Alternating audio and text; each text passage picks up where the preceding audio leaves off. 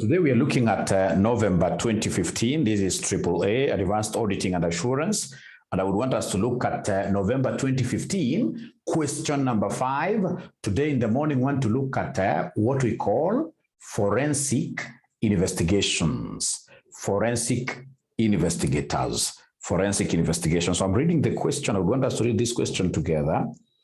They are telling us there that you are a manager in an audit. Listen there. So you should own up your answers as you write.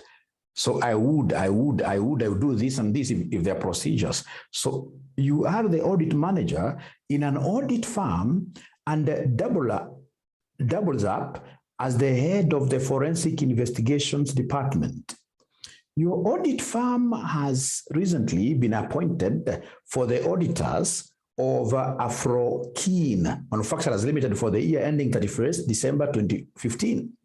The directors of 𝗖𝗙𝗙𝗘 Manufacturing Limited have contacted your audit firm regarding a suspected fraud relating to the company's payroll. So it's a payroll fraud scheme.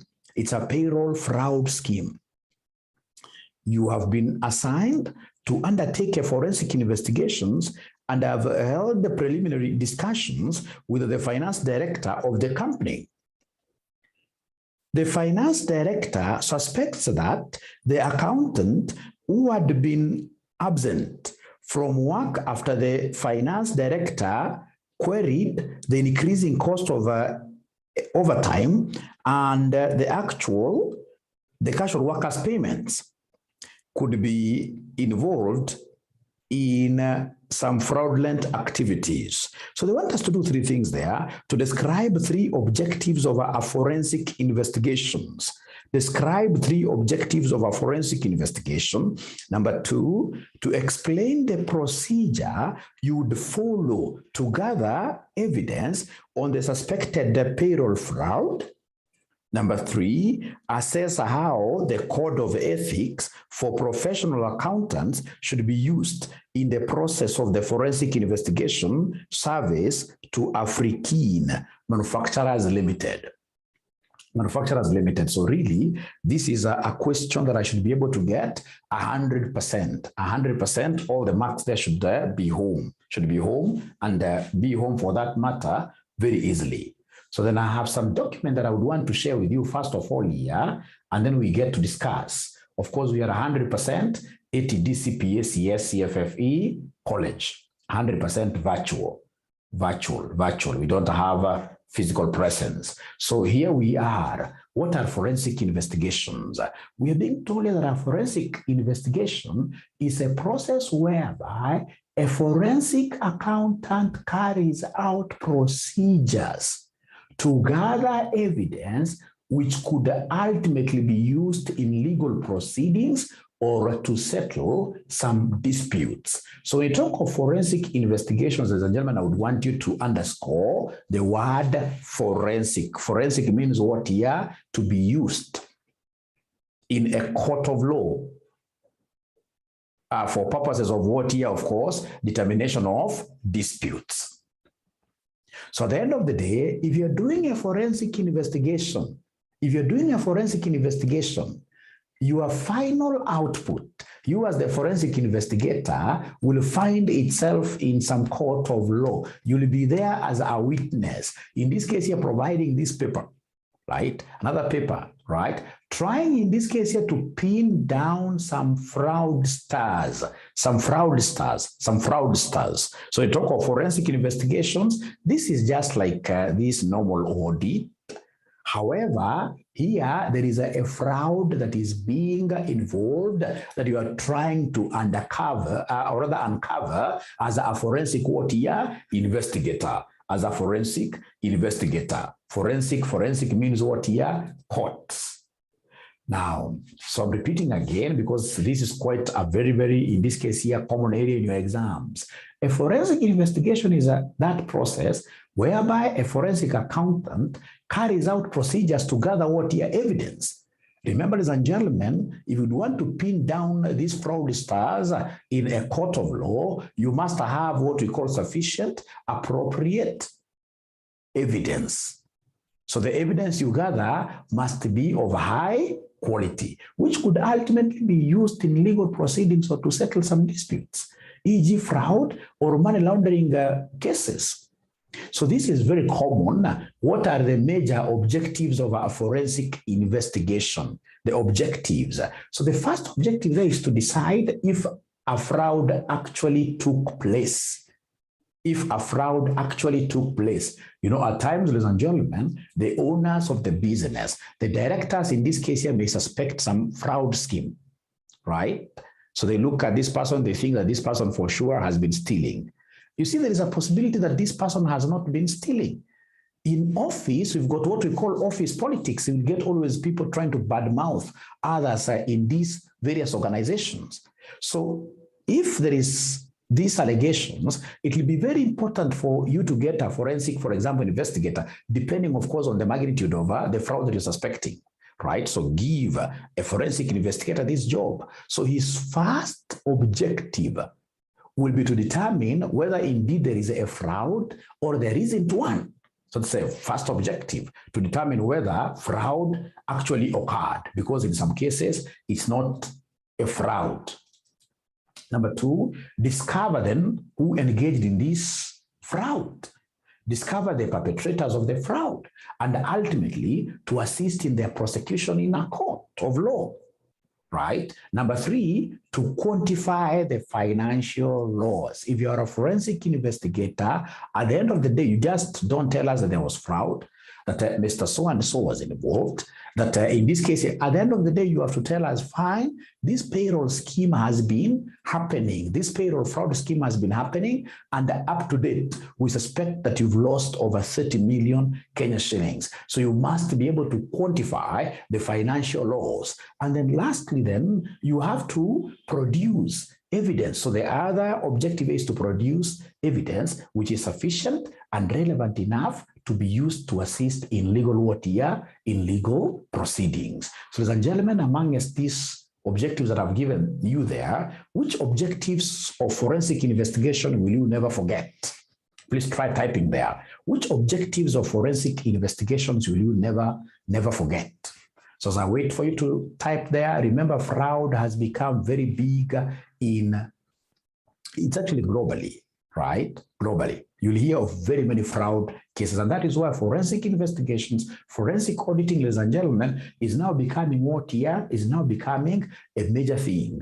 So, ladies and gentlemen, like I can see there, to decide if fraud actually took place, I love that. But remember, whenever you were asked to describe, or rather to give objectives, you must start with the word to always. So to decide if a fraud actually took place, and then somebody has given me something here, right? To provide evidence to be used in a court of law, right? To determine if fraud actually took place, that already have had it many times. Also, how that one have had it many times. To provide evidence to be used in a court of law, great. To quantify the financial loss. To quantify the financial loss, I love that. To quantify the financial loss, I love that. And of course, ladies and gentlemen, the other objective of this forensic investigation that is quite important, which you guys should also be able to remember, is to provide recommendations. You provide recommendations as to the fraud that happened, the weaknesses in internal controls that were exploited, so that in future, the same may not be repeated. So to provide recommendations to who? To management regarding how the fraud took place. And of course, whatever recommendations you give will be pertaining to the weaknesses that were exploited. And of course, now given your recommendations, then the management will be able to do what you have to put in place adequate internal controls regarding that fraud scheme to ensure that the same does not happen in the future. Very, very important. Very, very important. We have another very important, in this case, ladies and gentlemen, objective here, which is to discover the perpetrators. These fraudsters, we need to bring them to book. We need to bring them to book. We need to bring them to book. Great, great, great. Now, from there, we have here procedures of accepting a forensic investigation. Procedures of accepting a forensic investigation. So if, for example, ladies and gentlemen, today, you are Howard and Associates. So Howard and Associates has been auditing, for example, this particular company that they called Afrokin. We've been doing the normal audit there. And then there is some payroll fraud scheme that has been discovered in the company that, of course, is allegedly been happening in that company. So the directors, in this case here, come and approach you, tell you, hey, please come and take this particular this particular exercise called forensic investigations. Then what should Howard do? Should you just rush and start doing these investigations besides your normal audit? No. There are those basic steps that you need to follow. The first step, ladies and gentlemen, is for Howard to decide whether or not she's going to accept that appointment. So in this case here, the first procedure is to accept the appointment if she's interested. Listen and listen to me very well. Accept the appointment if, in this case here, if the lady is interested in it. So when you are accepting the appointment, ladies and gentlemen, you must be bright. You must be very bright. When you are accepting the appointment, you must be very bright. Why am I saying you must be a bright person? Number one, you must consider a few things. Consider the independence of your firm. Consider the independence of your firm. Are you really independent enough? Are you independent enough? Right? Remember, independence is all about, in this case here, being objective. Shall you be able to really be very objective in this forensic investigation exercise that they're giving you? In this forensic investigation exercise that they're giving you. So remember, objectivity or independence, we are trying to look at you being detached from the organization. We are trying to look at you being detached from the directors, and of course, these employees of the firm. Are you independent enough? So remember, when you are independent, if this is the pendulum, then your pendulum should be able to swing to whichever direction. Don't say that these directors are, in this case here, the ones who are paying the piper, that have to sing to their tune. No, you have to be very objective, independent from them, so that should you collect sufficient evidence, in this case you're saying that this fraud never took place, then ladies and gentlemen, I should be truthful enough and tell them, hey, you know what, it's this way. The evidence I collected shows nothing happened. If you are dependent on them, if you're going to sing their song, at the end of the day, you're going to pin wrong people, even at times for a fraud that never took place, So you must be independent. And remember, we can only say that you are independent if you are good to go in terms of what here the independence frauds. I know that you guys are quite good. You know what independence frauds are? Not frauds, but threats. Independence threats, sorry. So independence threats, remember, we normally use the acronym SAFIS. The acronym SAFIS, like that. Independence threats. So of course, the first one is what we call the self-interest threat. The self-interest threat. The second one is what we call the advocacy. The third one is what we call the familiarity. And then we have what we call the intimidation. And then of course we have what we call the self-review threat. Self-review threat. Now, self-interest, ladies and gentlemen, this of course happens when you have some interest in this particular investigation that is happening. Assuming that one of these directors, or rather one of these perpetrators who is being accused is your friend, then you have an interest in the matter. You have an interest in the matter, right? You have an interest in the matter. So self-interest ensures, and gentlemen, that you really do not have any interest in the matter whatsoever, so that it will be fair enough. It will be fair enough, this particular exercise, when you're given to undertake it, right? And then we have what we call advocacy. Advocacy, if you have ever promoted,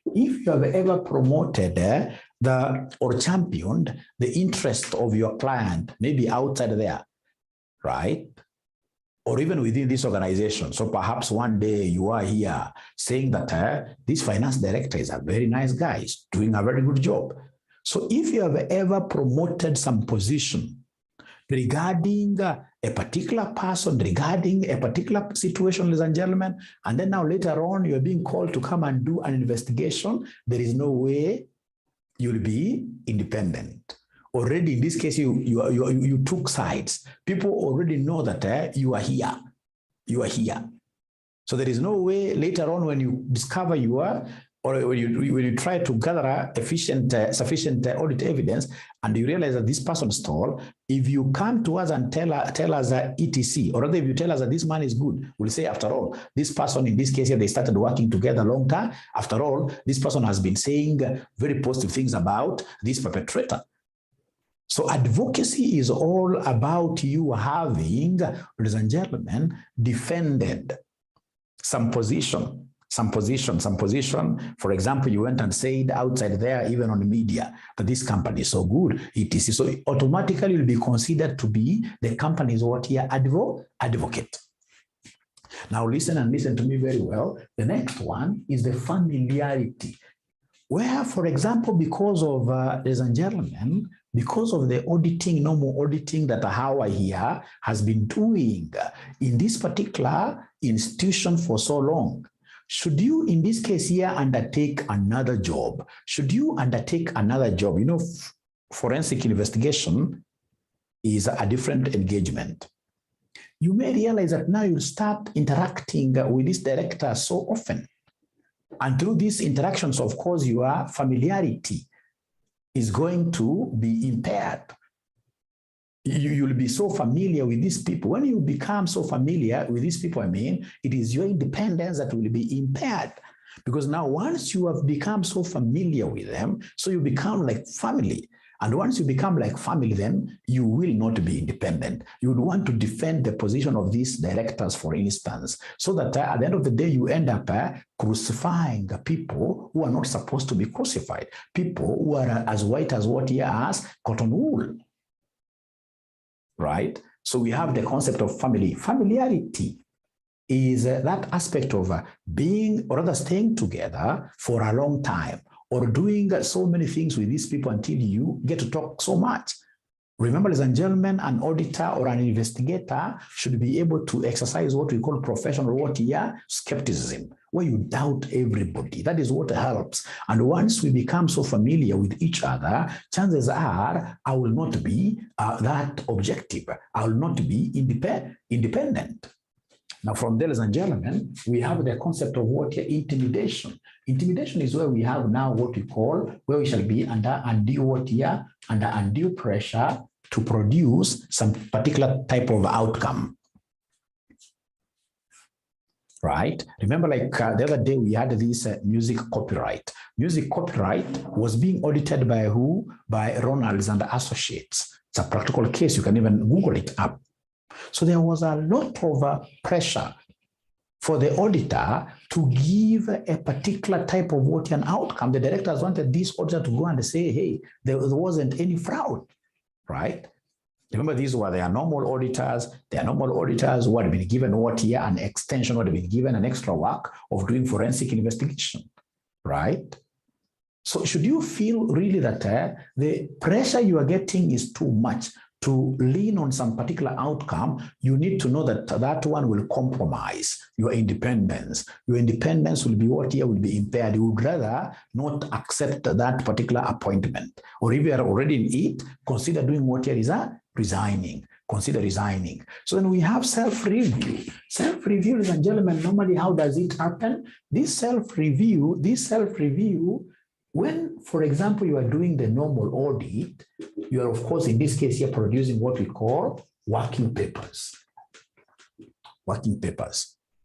So, for example, you produced a working paper regarding the payroll in the previous periods. And then later on, you're told in this case that there is this particular fraud, the payroll, there is this particular fraud payroll scheme that has been happening.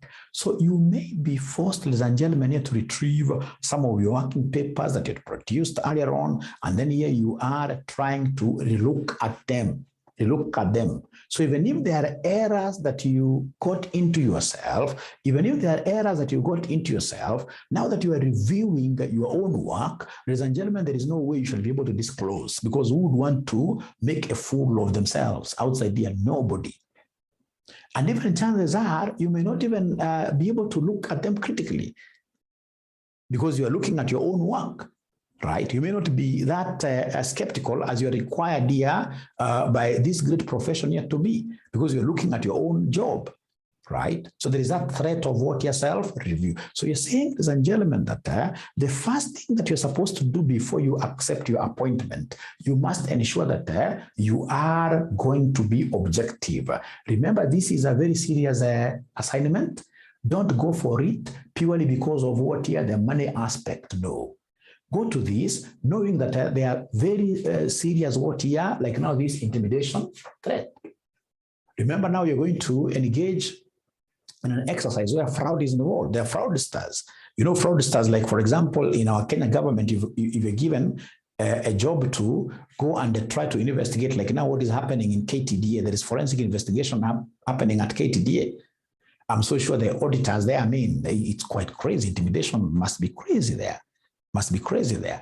Right? So don't just go accepting an appointment for the sake of it. Please look at this. Like now, self-interest threat also.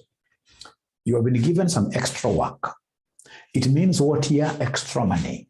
There is an interest there. There is extra fees you're going to be paid. How does this self-interest arise there? Remember, with this extra money, you're going to be over-dependent in this single organization, because now you're going to draw lots of income from one client. When you draw lots of income from one client, automatically a self-interest threat arises. Why? Because in the future, for example, these guys will come and tell you, the directors, we want us to say that this person stole money. If you don't say like that, they're going to fire you. So it means, ladies and gentlemen, because you've got an interest in form of audit fees and investigation fees that you're drawing from this particular one client, chances are you have to sing their song, right? Where they tell you, you'll not even look for any evidence. So before you accept, ladies and gentlemen, this forensic investigation, always look at this. I know you guys know about this concept of reliance of income from one client. And that is why the law tells us that out of whatever income we are receiving, we should never receive more than 15%. 15% of our income, more than 15% of our income should never come from one client. So if, for example, we have got 3 clients here, A, B, C, there could be very many. Maybe out of our total income, A is giving us 10%. B is giving us, for example, 12% out of our total income. And then we realize that there is this client who is giving us, like, for example, 18% of what. This is so wrong. When you're getting a lot of income from one client, then that client becomes your father and mother. You should always be on your knees down telling them, hey, you guys are the best. You're the ones who are footing my bills in this business. Right? So to be having quite a big self-interest to ensure that this firm does not fire you.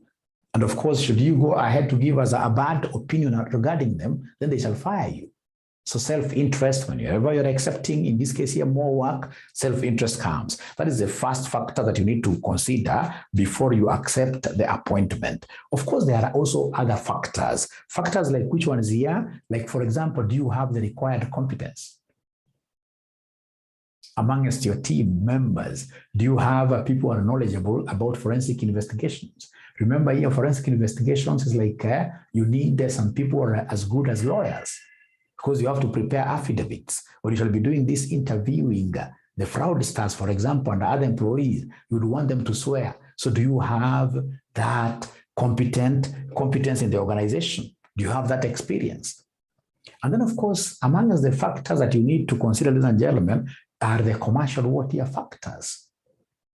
Does this business make economic sense to you in terms of the income? When you look at the audit fees vis-a-vis the expenses you're going to incur, are you going to get some residual income? Are you going to get some profit out of this? Don't just accept jobs for the sake of it. No. You know, I have some friends outside here who are doing auditing, who are doing, for example, this KRA, bookkeeping. These guys will keep on running helter-skelter from this assignment to another assignment, and then we look at them. These guys are paupers. They don't even know how to price themselves up, right? So it's important that we look at this business. Is it really making any economic sense to us? So are we together, ladies and gentlemen, up to there? First of all, that is the first point. First point about, in this case here, the procedures to be followed. That we have to accept the appointment. And when you're accepting the appointment, there are many factors: the independence factor, commercial factor, do we have the knowledge, etc., etc., etc., etc. Thank you. So then we go to the second step. So the second step, ladies and gentlemen, that we have here is you plan the investigation. So when you are planning the investigation, remember the biggest plan here is to scope the work. Understand the work that you've been given. Ensure that directors understand the work. Know, in this case here, who is going to the lead investigator. Put up your team. So ensure that, ladies and gentlemen, you are able to place what is required of you thoroughly, nicely, right? So that at the end of the day, you reduce the risk of giving a wrong conclusion. We don't want you, in this case, to let perpetrators go like that with a fraud that they have committed. And we don't also want to fix people for a fraud that they never, in this case here, got engaged in. So ensure that you plan your resources. You plan the investigation. Very important. So come up with an investigations plan in terms of resources, timings, extent, who will do what are your responsibilities. You scope the work. Very important. Number three, ladies and gentlemen, what do we have here in number 3? Of course, in this case here, once I've scoped the work, I know now I'm supposed to start, in this case here, giving opinions. Before I do that, then I have to gather evidence. So when I'm gathering evidence, ladies and gentlemen, remember in this case here, the investigator should collect or gather sufficient, appropriate evidence, which should be able to be used in a court of law. Remember, the evidence that you're going to gather here is not your normal audit evidence. This is this is evidence which should be admissible in a court of law. Otherwise, you'll do whatever work you're doing there, you waste other people's resources, and then whatever you have been able to collect will not be taken to court, right? Will not be taken to court. So very important. From there, ladies and gentlemen, we go to the next one, which in this case here is now reporting to the appointing authority. So whatever conclusions you come up with, you must report to the appointing authority. Ladies and gentlemen, remember the people who gave you the assignment. You must call them into some meeting. Tell them that you guys gave me the job and here's your report. Give them a high-level summary. Give them, in this case, your documents that you would want them to go and read. Should they have any questions later, they should be able to call you again. So you must go back to the appointing authority, who could be the shareholders, directors, or whoever who gave you this job, to get your report. So you report in this case here to the appointing authority, and then of course this appointing authority now will be able to go to the High Court or whichever court and place a case right there before a judge. It could be a normal case, or a case filed with certificates of what year urgency, right? So at the end of the day, now once a case has been filed, you will be among the witnesses. You as a forensic investigator, now you must go and appear in a court of law to give what year the evidence that you have. And remember that that evidence, ladies and gentlemen, has to be what year, has to be of high quality. And that is why we say here you have to be very factual. If you know that you have no good evidence, during reporting your matter to the appointing authority, tell them the truth. Tell them the truth. Tell them the truth. Tell them that you know what? This case is not going anywhere. You will not win. Please don't lodge a case against these people. Don't lodge any case against these people. Great, ladies and gentlemen, we are told here court proceedings becomes the last thing. Now, from there we have procedures of accepting a forensic investigation. This is quite big. And then we have steps in investigating a suspected fraud, quite similar, but I mean, when you are investigating this suspected fraud, what do? Number one, you determine the type of fraud. Is it a money laundering fraud? Is it a payroll? Scheme, fraud scheme. You must determine the type of fraud. Number two, consider how the fraud could have taken place. Consider the motives, etc. Right? So consider how the fraud could have taken place, e.g. usually by circumventing internal controls. Right? Number three, gather evidence. Gather evidence. Determine the identity of the perpetrators. Of course, when you are gathering evidence, you'll have to identify. It will help you to identify the identity of the perpetrators, the monetary value of the fraud, etc. Gathering evidence includes the motive for the fraud, the ability of the alleged fraudster to conduct the fraud, any attempt made by the alleged to conceal the crime, right? An examination of accounting records and other documentation, the use of computer-assisted auditing techniques, the CATs, of course, to discern the trends, etc. So gathering evidence includes you interviewing employees of the company, discussions with management. The most important thing when you're gathering evidence, this evidence, because it has to be admitted in a court of law, it must be sufficient and what year relevant. It must be sufficient and relevant. Very important, please, at the background, gather enough evidence. From there, please always give these fraudsters, these suspects, we call them suspects, by the way, for now, these suspects, give them an ear, right? You must also let them get a chance of giving you their side of the story. Remember, normally a story has got two sides, right? When party A is telling you that this and this is very, very, very, you may think that these other guys are what here? They are actually killers. But it's important that you also get to listen to them. You'll be surprised when this other party comes, these suspects come, when they explain themselves, you'll be able to, you will be surprised. These guys are not involved at all, in this thing. So in this case, ladies and gentlemen, when you are doing these forensic investigations, it will be very important for you to do what here? It will be very important for you to interview these suspects. And then number 5, produce a report for management, summarizing all findings, concluding on the identity of the fraudsters and then the amount of the financial loss suffered. This report is also likely to be presented as part of evidence during court proceedings.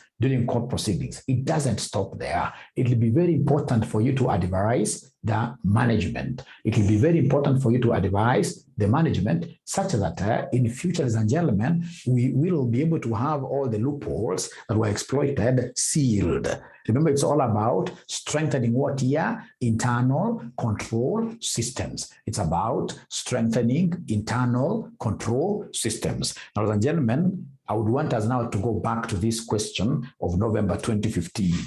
November 2015, question number 5A, and then we try to see whether we could answer this in the few minutes that are remaining.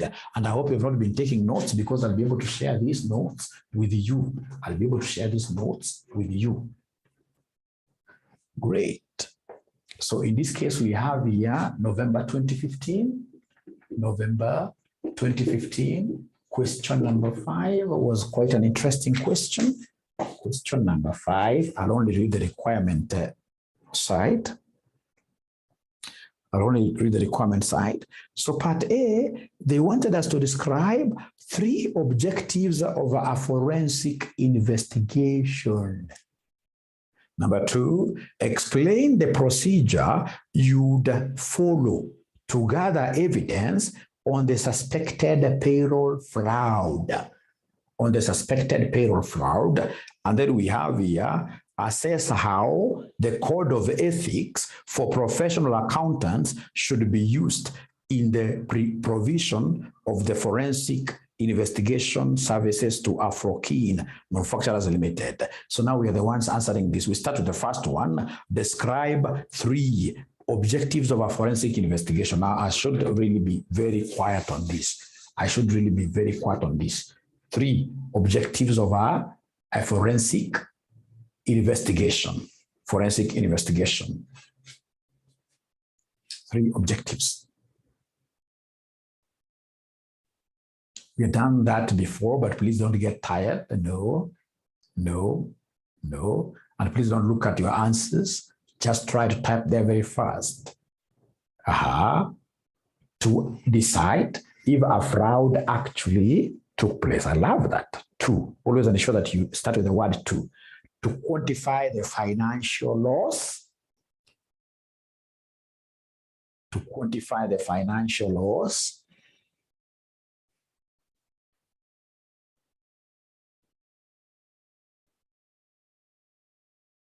To discover the perpetrators.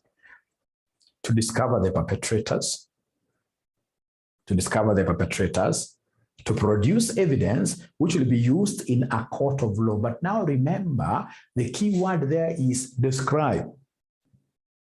Describe. So of course, I'll write those small objectives and then I'll try to speak through those objectives. To speak through those objectives, I can add 1 or 2 sentences there, right? If, for example, it is about producing, in this case here, evidence, I'll speak about, for example, I'm trying to own up, right? That I would, in this case here, interview employees in the company, right? Right? I will do blah, blah, blah to ensure that I'm able to collect high quality evidence that will be used in what here? In a court of law. So you must, ladies and gentlemen, in this case here, try to do what here to substantiate, because you're describing. You're describing. That's very important. So we have in this case here, Nancy, to decide if a fraud occurred. I would want to do this because in most cases, remember, these are allegations. It could be true or not true, right? At times, people live out of what here fear that there is theft happening. So it will be very important for me to gather sufficient, appropriate evidence to really make a decision, to really see whether this fraud took place. So you must try, ladies and gentlemen, in this case to expound on your objectives, because description means that you have to give like a paragraph. A paragraph. You can't have a paragraph only 1 sentence. It would be like 2 or even 3 sentences for you to be able to nail down. I like what Marietta is telling me there, to provide recommendations to the management regarding how the fraud took place, and of course regarding what here weaknesses in their ICS, in the internal control system, so that you can safeguard the same from not happening in future. So thank you very much. That is number 1. Number 2. Explain the procedures you'd follow to gather evidence in a suspected payroll fraud. In a suspected payroll fraud, what procedures would you follow in gathering evidence in this suspected payroll fraud scheme? Payroll fraud scheme. Could you kindly help me out here? Could you kindly help me out here? Could you kindly help me out here? Could you kindly help me out here?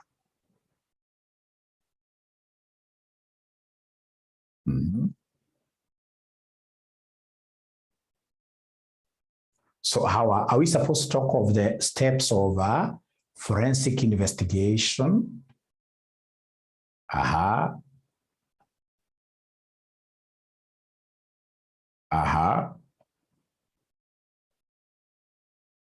Determine the type of the fraud. They've already told you it's a fraud, it's a payroll fraud, it's a payroll fraud, it's a payroll fraud. Obtain a list of employees of the company, which will be accompanied by salary ranges of employees, do recalculations to quantify the fraud, Now I'm seeing very good things here. I'm seeing very good things there. I'm seeing great things there. I'm seeing great things there.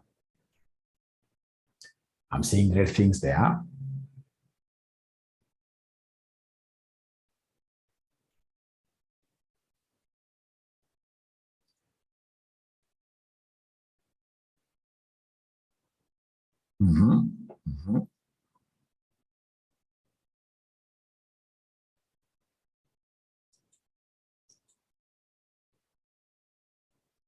Doing background check on employees' files.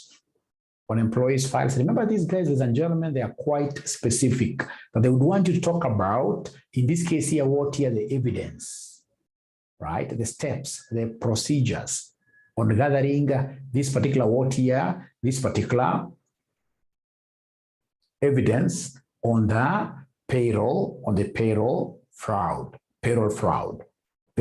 So what would you do like fast, what would I do? Like somebody has told me, for example, like obtain the various payrolls over the period. But this particular fraud, in this case here, happened, right?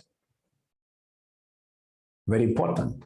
Try, in this case here, to get, apart from the payroll, I mean, do we have, for example, the contracts of these employees, right? If it is wages, what is, for example, the wages that are approved by directors, right? So somebody has told us there, when I'm trying, in this case here, to dig more, to be able to get this evidence, it will be very important for us to do what here, to quantify, to recalculate the payroll amounts, right? As an audit procedure that I will follow, I would even want to trace these particular amounts here to the vouchers, which were raised, and to the amounts paid at the bank, isn't it?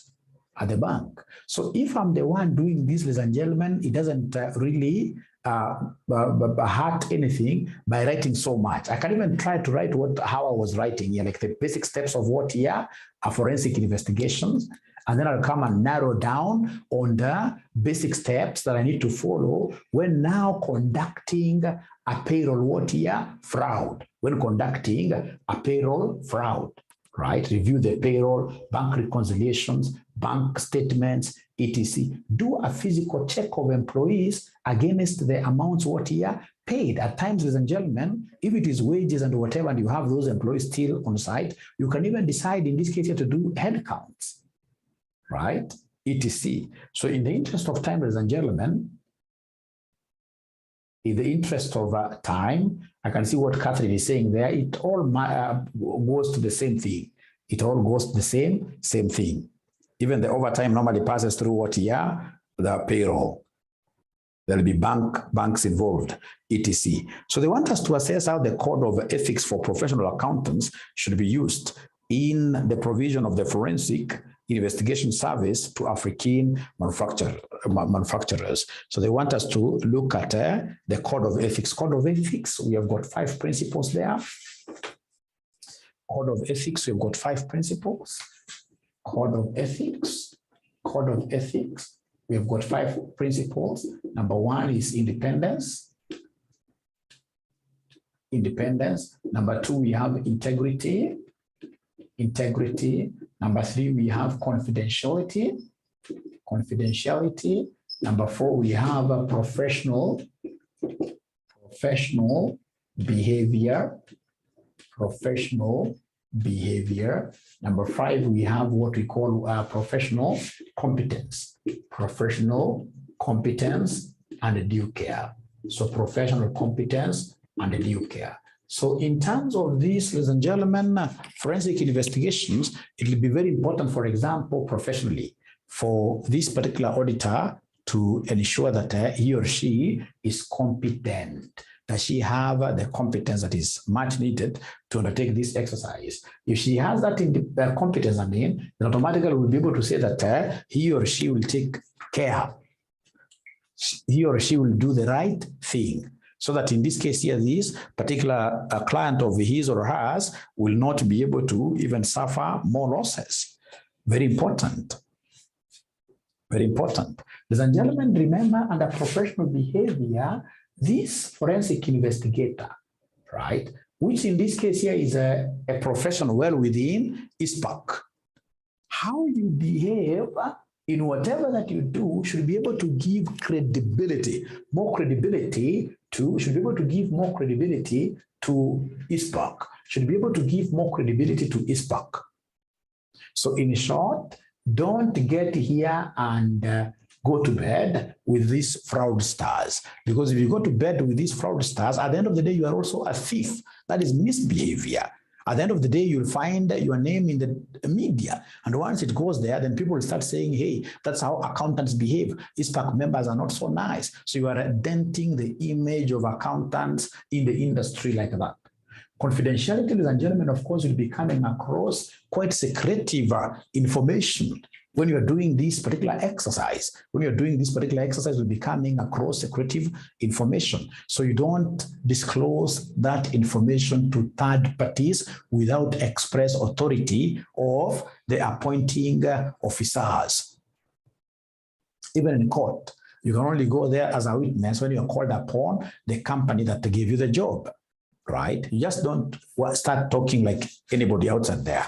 We are being called upon as accountants, as forensic investigators to ensure that we have this. And then we have lastly, integrity. Integrity is about straightforwardness. It's about honesty. Be very honest with your appointing authority. Tell your appointing authority, hey, this case that you want us to pursue will fall flat on its face.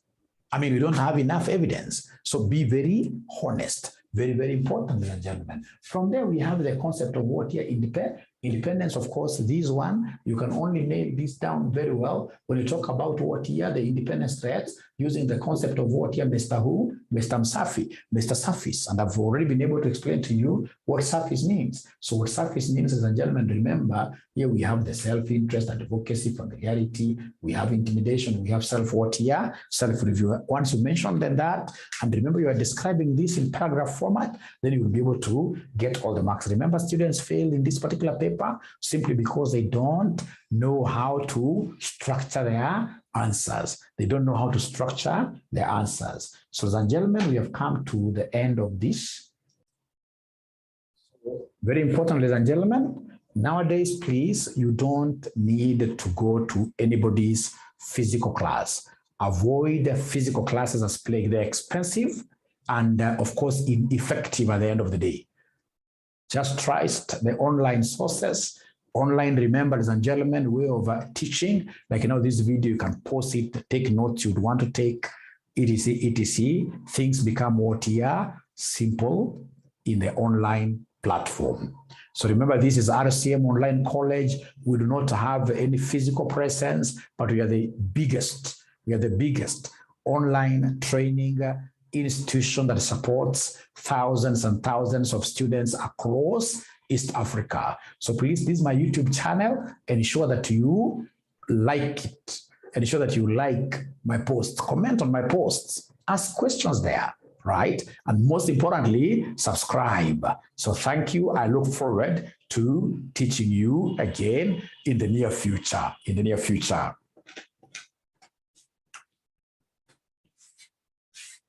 Should you, of course, want our services, don't, in this case here, shy away from calling us. Thank you so much.